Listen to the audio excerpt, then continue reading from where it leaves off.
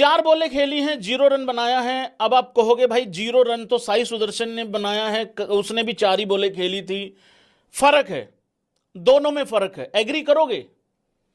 साई सुदर्शन अपने करियर का पहला मैच खेल रहा था, पहली पारी खेल रहा था।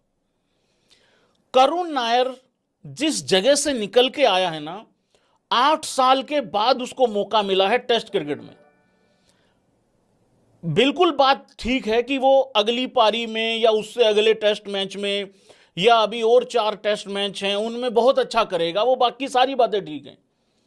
लेकिन मुझे ऐसा लगता है पर्सनली, साई सुदर्शन का 0 कोई दिक्कत नहीं है, एक आध का और 0 आ जाता वो भी कोई दिक्कत नहीं है।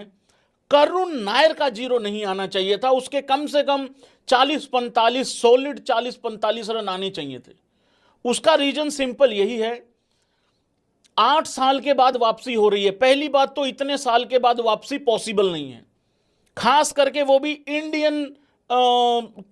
इंडियन सिस्टम में।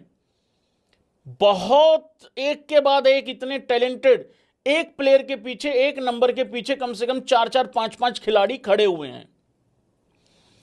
तो करुण नायर को फेल नहीं होना चाहिए था। और सबसे बड़ी अफसोस की बात पता क्या है भाई, आउट होना एक बात है, लेकिन विकेट फेंक के जाना एक बात है। अगली पारी में एक्सपेक्टेड है अच्छा खेलेगा या फिर अगले टेस्ट मैच में अच्छा खेलेगा, बट हम तो इस मैच के बारे में बात करेंगे ना। जैसे शुभमन गिल ने 147 लगाया तो उसकी तारीफ 147 वाली होगी, अगले मैच में भले 0 आ जाए फिर 0 के हिसाब से बात करेंगे।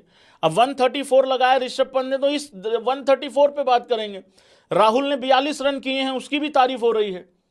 यशस्वी ने 101 रन किया, उसकी तारीफ हो रही है।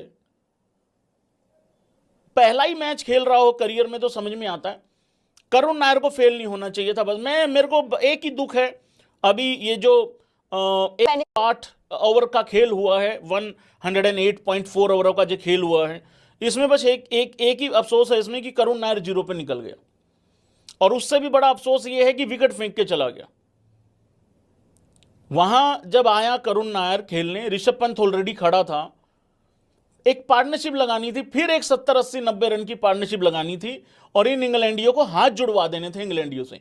ताली मारने पे तो आ ही गए हैं, हाथ जुड़वा देने थे इंग्लैंडियों के कि बस करो भाई, छोड़ दो हमें, जा लेने दो। उस तरीके से कहानी होनी चाहिए थी।